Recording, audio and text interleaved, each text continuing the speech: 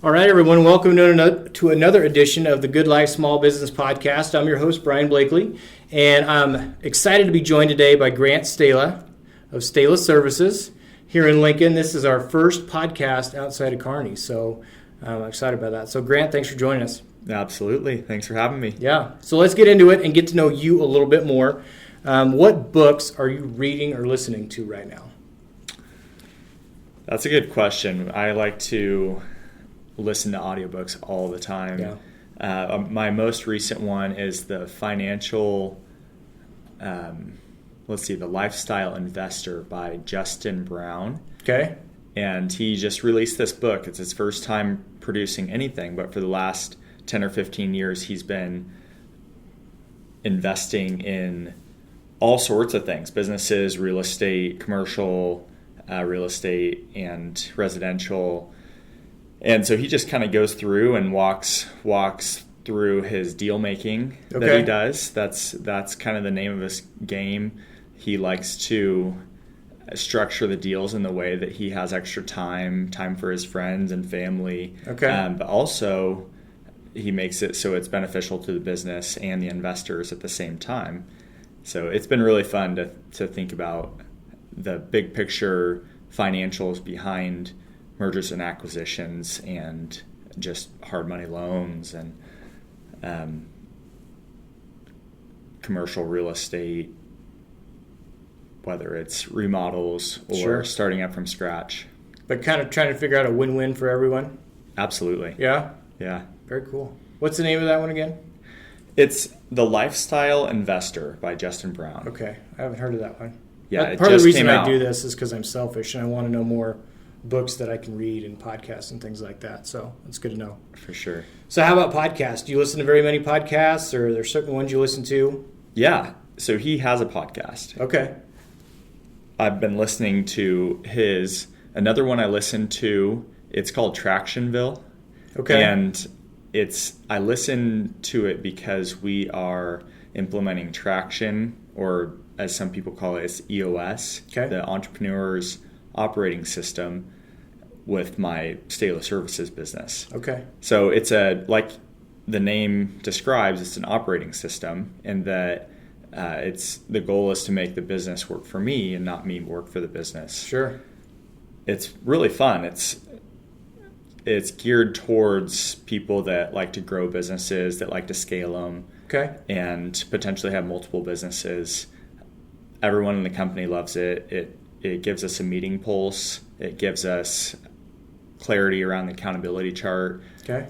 The BHAG, the big, hairy, audacious goal, draws the BHAG down to a more doable 3-year goal, down to a 1-year goal, and then splits that 1 year into 4. So it's 90-day rocks, which comes from the Rockefellers. Okay. So there's been a book about it, about the rocks that they use.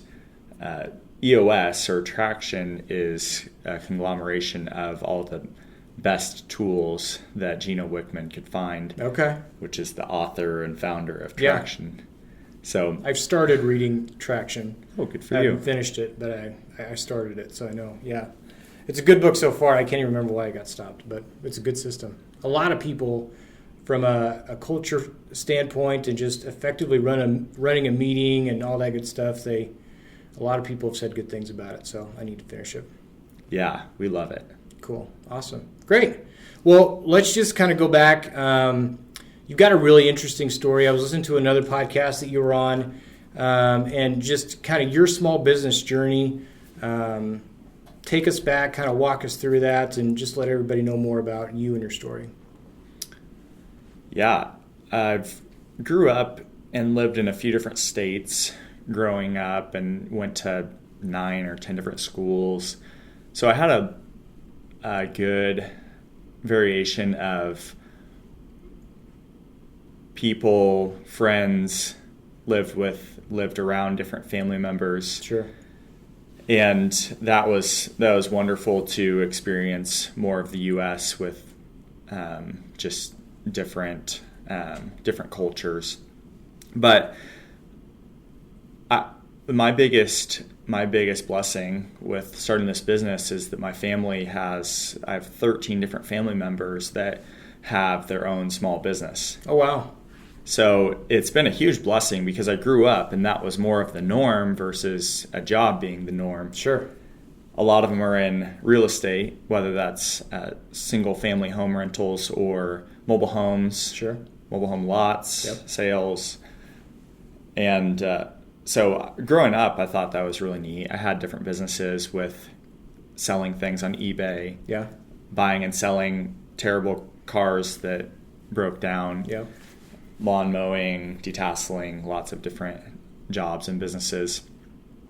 But coming into college, I went to school for business. I couldn't see myself in the different jobs that people get a lot of times coming out of the business college. Mm-hmm.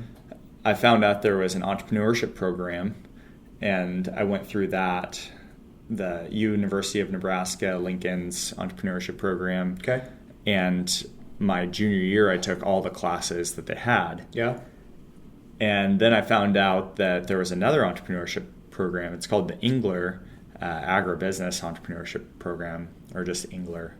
Not sure what it goes by. But that after my junior year, and I took all of the first program's classes, I went and visited some family on the East Coast. Okay. And they have their own business, or a couple different businesses that they're working in or they own.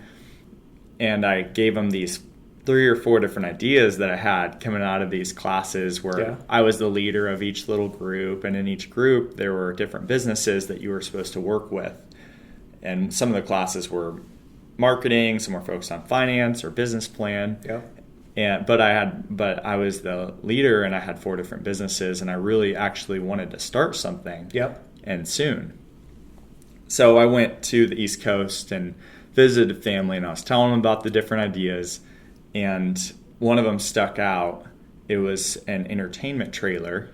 So it's like a small bumper pull trailer that you'd pull behind a pickup, and then I was going to renovate. It's actually a concession trailer, concession stand, where the side might open up. Oh, okay. And I was going to renovate that, and where the side that opens up was, you can build an inset area for a TV and speakers, sound system, and then you can have a countertop that folds down, and that can be a food prep area. Nice. And then a grill that swings around the back. But in the front part of the trailer, I would have a bathroom, because everyone knows that as you're tailgating, you use the bathroom a lot. Yeah. And I was talking... Sounds like a mobile man cave is what it sounds Yeah, like. absolutely. Yeah. Yeah. Go ahead. Sorry. I've yet to do that. We need to rent out entertainment trailers. Yeah. Yeah, absolutely. But when I was visiting, I was telling my family the different ideas, and they had actually done business with a portable restroom company owner, a couple of them, and they had some of these restroom trailers, which were the bumper pull style, similar style of the entertainment trailer. Okay. But it's just bathrooms. And they knew the financials of the company, and they knew they were doing well, and so they suggested splitting those two off. And if I wanted to do an entertainment trailer, go for it, but there's an actual market for the bathroom trailers. Got it. So I was there for 10 days, and I was talking to my Uncle Tim about it the whole time. He's a cricket farmer up there, raises millions of crickets a month. Really? Yes. Yeah, they're very, very interesting people and good at what they do.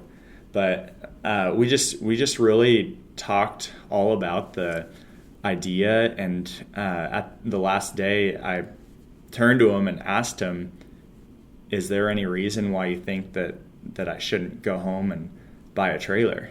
Yeah. And he sat there and thought for a minute, didn't say anything, and finally said, "No, I can't think of a single reason not to go back and buy a trailer."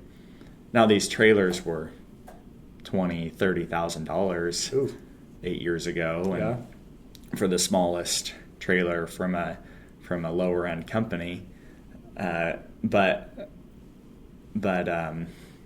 we couldn't think of a reason. So I went back and I talked to manufacturers. I built a website. I talked to as many people as I could, and I ended up buying a restroom trailer and starting the business.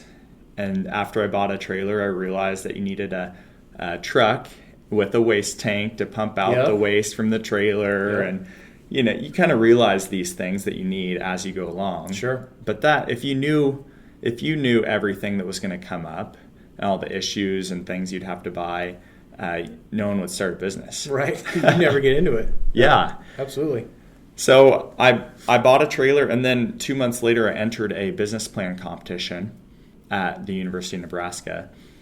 And by that time I had 9 jobs. I had maybe $13,000 on the books.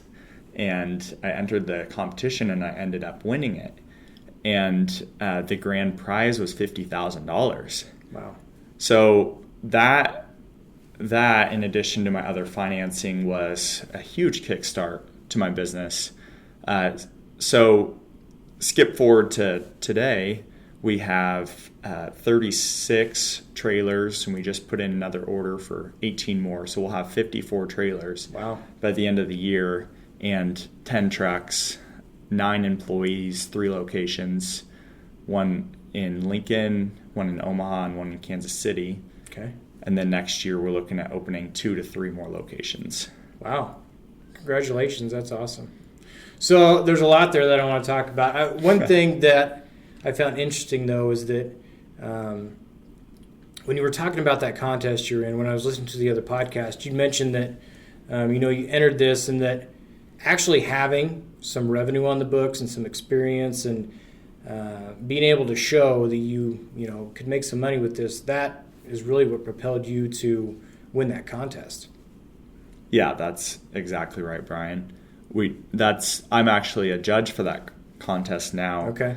And it's really fun to see the 50 or so students go through the process and bring their businesses, but inevitably the ones that win are the ones that have gone out and done a little bit of business. Doesn't have to be much, but just go out there and do some business, and that's the best way to get started. Yeah, absolutely. And once you've probably already got that momentum, having those funds come in, you can start to plan more and be able to kind of move forward with what you want to do and realize, hey, I can really make this go. So that's awesome. That's awesome.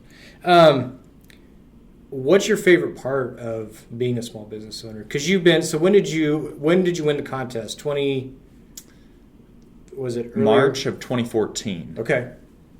So you've been at this for 6-7 years now. Yeah. What's your favorite part of this? Running the business? Yeah.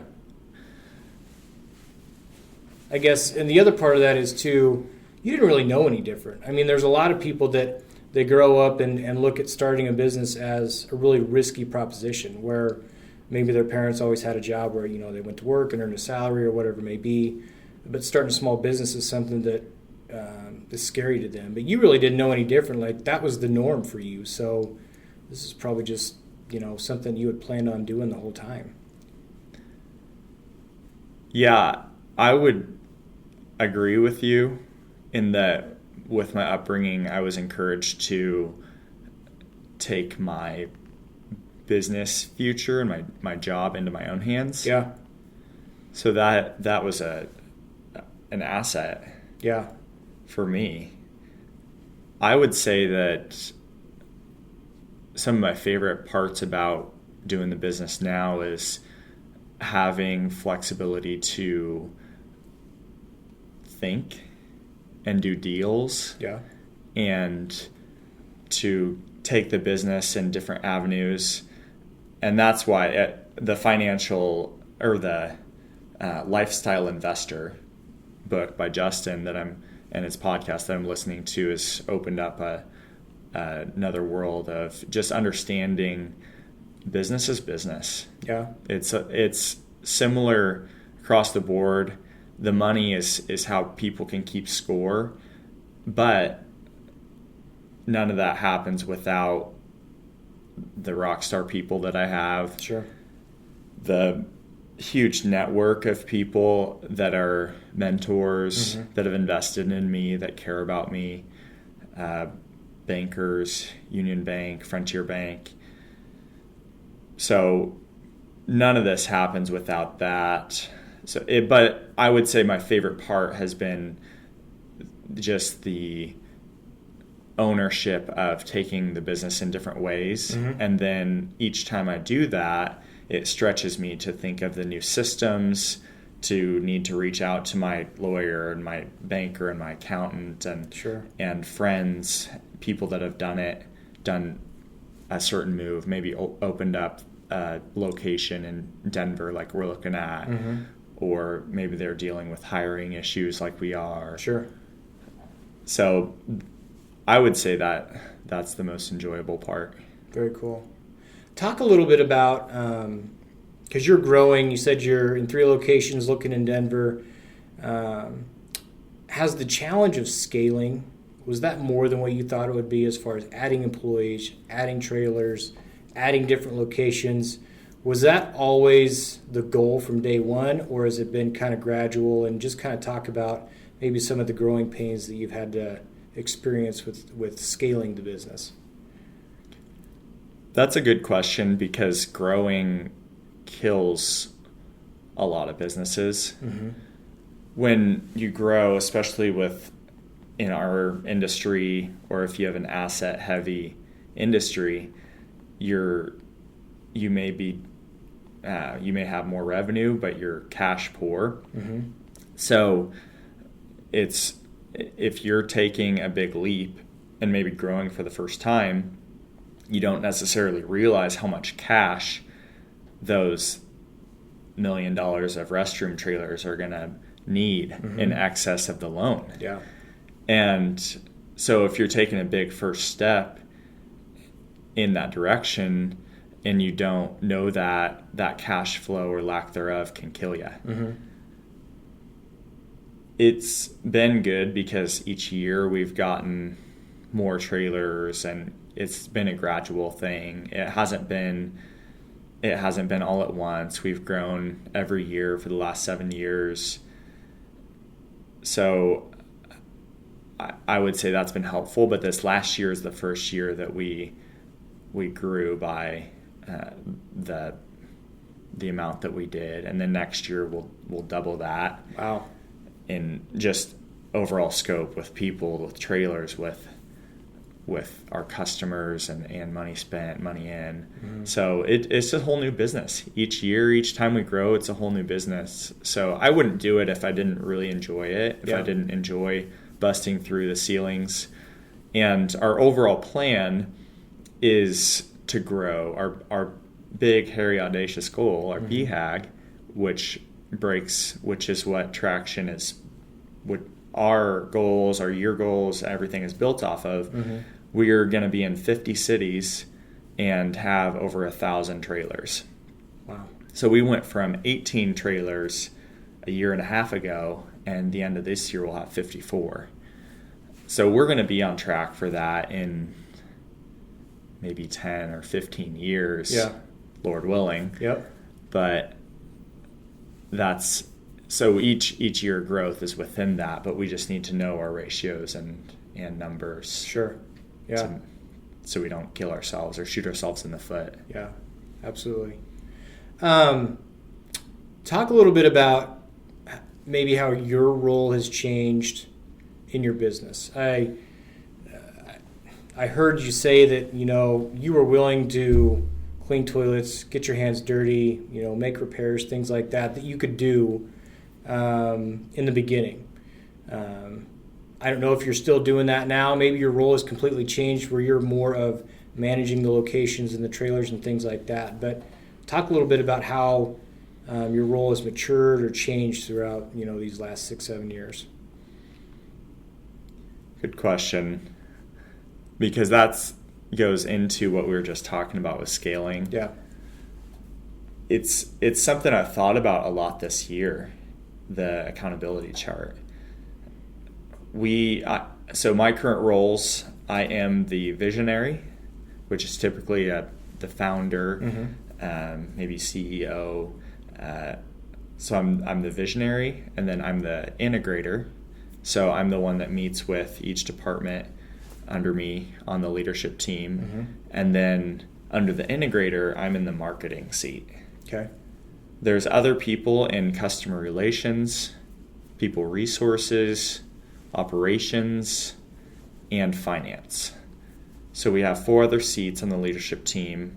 There's 5 total. Yep. And so big picture, my role as visionary is to lead the company, Sure. see the direction of the industry and the economy, and where we want to go with our next shops. I meet with the integrator, which is me, and integrator is more boots on the ground. They're meeting with finance, with PR, with people resources, Sure. with marketing, and then they're the ones casting the vision from the integrator or from the visionary down to each different department. Sure. Marketing, that role for us is it's online marketing and then visual branding with our trucks and professionalism with our employees and what they're wearing. But over the years, just as of last year, I backed out of operations. A year ago, we hired Caleb to be head of operations. So Okay. I have someone in charge of the booking of the trailers, or of the coordinating the logistics, what shop needs to deliver what trailer. Like we were talking about before Sure. the podcast started, we just delivered 2 restroom trailers in Colorado yesterday. And so Caleb had to go through and make sure logistic. He's the one coming in Sunday and working all day Sunday Yeah. to get those ready and pulling the trailers out. And even though, and he's managing his people, the operations people, and there's shop heads under him, and then there's operations techs. Yep. So we have 3 different shops, and they'll all have shop heads, and then they'll work with 1 or 2 other people, Yep. operations wise, to fulfill all the trailer work. But one of our core values is humility.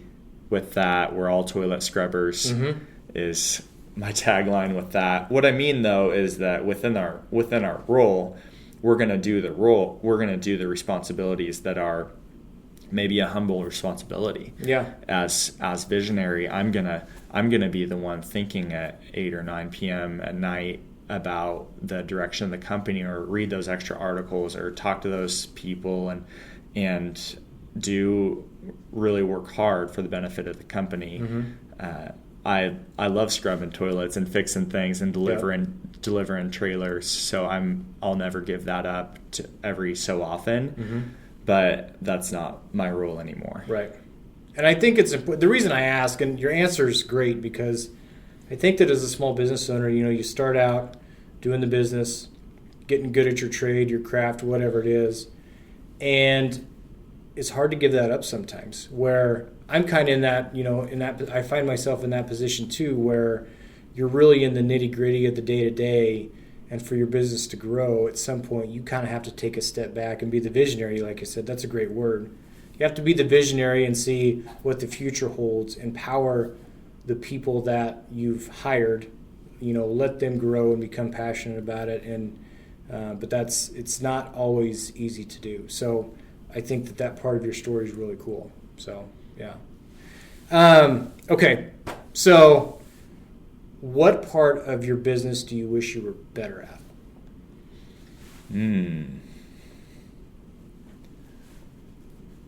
Last year, my year mission was to not be stressed and not be anxious. Okay.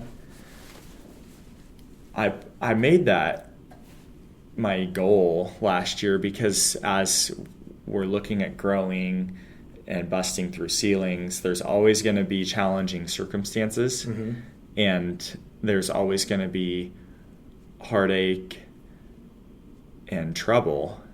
And I want to be someone that doesn't stress about the trouble when it comes up. I want to be really good at dealing with tough situations. So that's my challenge to myself, is continue to grow in that. I think I'm 4% of the way there. Yeah. Yeah. So I would say that that's it. As long as I can deal with these hard situations in a good way, Mm-hmm. in a sustainable way, which I lean on my faith, with being in the Word and prayer, meeting with good people, meeting with other business owners, having great vendors that I can lean on, having great employees that I can lean on. Yeah. But within myself, there's certain things that only I can deal with. Sure. So I would say that that's something that as soon as I conquer, which I don't think it'll ever be conquered, but as soon as I conquer that stress and anxiety when the really tough new situations come up, I think that's going to be key. Yeah, absolutely. And I think that your employees, your staff, the people that work with you, they see that too. I mean, they see how you handle stressful situations and realize that, if they make a mistake, it's not the end of the world. It may be something that we can learn from, we can move on. It's not the end of the world. Grant's not going to blow his top, type of deal where, everybody's going to be okay the next day. We'll move on and learn from it type of deal. And so I think that projecting that to your employees too, that's huge. It's a really big deal. So yeah, absolutely. Absolutely. So when you got into it, when you left the East Coast and you were coming back and you were going to buy your first trailer, is all of this what you thought it would be? Did you have any idea that it would turn into this? No. Short answer, no. Short answer, no. I think when I first started, I always start frugal. I always start thinking that, I'm just going to take this one trailer that I'm buying and I'm going to go around with my one truck and do these jobs myself and just be conservative and frugal, and I'm going to pay it off. Sure. And then maybe I'll buy another one. Well, what ends up happening is I feel like I have that one new venture handled, Yeah. and then I start dreaming, and Yeah. that's a problem when I'm in charge of finances and, when I'm the only owner. Sure. Because I'm just a dreamer and a go-getter and Serial entrepreneur. Yeah. And I enjoy it. It's fun. And I want to be able to deal with stress well. So when I want to make it fun. Yeah. Yeah. So I would say that no, I didn't know where it was going to be. I do understand that, and this kind of goes back to my faith, but I understand that nothing is out of question for the future. But I think that's can be said for everyone. Yeah. I think there's a lot of flexibility with everyone's future, and you never know what's going to happen. I don't try to have the future within a box because I don't want to deal with the disappointment of when it doesn't happen. Yep. But so far there's been an aggressive trajectory all the time. But who knows? Who knows what the future holds? Yeah, very cool. So we're a little bit over a year with the pandemic. Talk a little bit about your business model, kind of what your customer niche is, and with that, kind of what the last little over a year has been like for you and your business, decisions that you had to make, and maybe even some decisions that you had been holding off on that because of the pandemic that maybe you had to implement, and that going forward you're like, we probably should have done that sooner. That actually works out good for us. An innovation or maybe something that you changed about your business through the last year. A lot of ways we could go with that. Yeah. We have a great team, like I've talked about before. Mike Sheffer, Caleb Groove, Deborah Hutzel on the leadership team, and our ops guys are phenomenal. Last year, we spent a lot of the year with our extra time that we had because of COVID. we spent our time working on the development of the leadership team, development of the business, building a strong foundation so that this year we could just take off. Last year was going to be a record-breaking year. We still grew last year. We still beat out the previous year, which is wonderful. Mm-hmm. But all of our events dropped off. Yeah. So last year we were 90% commercial jobs, which, like we were talking about before the podcast, include the retail stores like Walmart or Sam's Club or Target. Mm-hmm. It includes McDonald's and Chick-fil-A, AutoZone. Those are some of our customers. So when they remodel their stores, we're there with a bathroom trailer to support their employees. Sure. And their customers. Mm-hmm. But 10% of last year's business was events. So that gave us a lot of time. I grew our team last year. We tripled in size last year, which was a great time to do it, right before the pandemic. Sure. And so we used that time and energy that we had available to us just to build a great foundation. That's as we thought it would. That's coming into play this year. We're busy this year, and we'll continue to be busy. And I would just say with COVID, we're at COVID testing facilities.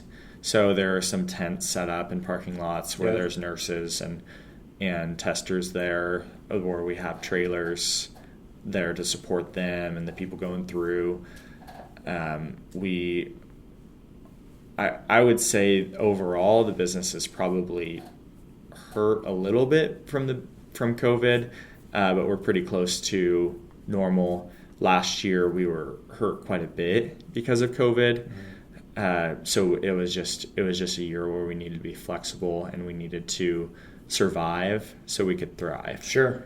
That was the slogan last year, was survive so we can thrive. We knew we were in survival mode. So we're spending the first 6 months of this year recuperating from last year and paying down debt, but we should come out of this year in a strong financial position, but we will have to recover from last year. Are you seeing an uptick in, as far as like private parties and things like that, more on not necessarily the commercial side but the private side? Are you seeing an uptick in calls and inquiries about the trailers for that, or is it still kind of the unknown? We don't know if we're going to be able to do things quite yet. I think that it's similar to 2019. I would say right now is similar to normal. But that being said, in 2020, a lot of people postponed their weddings for this year. Got it. So really it's not normal because it has last year's events included. But I think in 2022, we should be back to normal or close to it. Got it. Okay. Good. Glad to hear that. Okay, 2 more questions.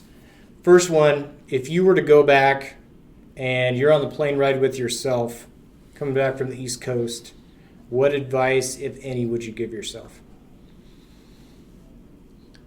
I was thinking about this a little bit earlier today. I think that I would go out and make the mentorship connections earlier. I would make sure to reach out to people that are older and wiser and have run businesses and still still have a great family life and still have good friendships but have scaled, and that's some of the people that are my mentors. I also just incredible people that are really quality people, So going back, I would say that should be should have been a higher emphasis. But now I'm certainly prioritizing it. Sure. I think that's great advice, because I think starting out, it can be really lonely. And it's because you don't maybe you think people won't have time for you, or they won't want to give you advice, or whatever the reason is. Maybe you just simply don't have the connections. But starting a small business can be really lonely. And so as you're starting that small business, if you keep those people kind of in your inner circle, lean on them, have them, pat you on the back when you've had a bad day, that's huge. Mm-hmm. It really is huge. That's great advice. Great advice. What advice would you give someone who came up to you? So you're the mentor now. What advice would you give to someone who's wanting to start their own business? Well, one thing I always say to prospective entrepreneurs is look at the barriers to entry in the field that they're considering. Mm-hmm. And what that means is think through what are the reasons that you are set up to be successful compared to other people being successful. An example with Stahla Services is that we have 3 barriers to entry that I considered before going into it. And this is what we talked about on the East Coast, and just things that I would thought about then. But number 1 is the gross factor. Yeah. And we're dealing with human waste. Yep. And one of my core values is humility. We're all toilet scrubbers. So it kind of goes into the gross factor. Sure. Of we're willing to do the dirty work and serve other people. Yeah. That's free. Mm-hmm. That's free money. There's no cost to that. Yep. And it keeps other people out. So that's number 1. The market's cyclical. Big ups and downs. There's seasons to it. Summer, fall are busy. Winter and spring are not. So that'll keep people out. People like consistent income. It's hard to deal with cash flow. Sure. Without it. The last thing is it's risky. It's very expensive on the front end. It's asset heavy. The assets are really expensive, and that'll keep people out because it's cost prohibitive. Some people out. Sure. So a combination of those 3 is what worked for me with my personality. I enjoy taking calculated risk. Yep. I enjoy serving people. And I enjoy having a seasonal job where the day-to-day is different. So I would encourage every prospective entrepreneur to think about their barriers to entry. Yeah, that's great. That's a great answer. All right, so how can we find out more about your business, Stahla Services, website, phone number, social? How do we find out more? Best way to do it is on our website. We have videos and form submission where you can fill out and request a quote. Lots of pictures. It's Stahla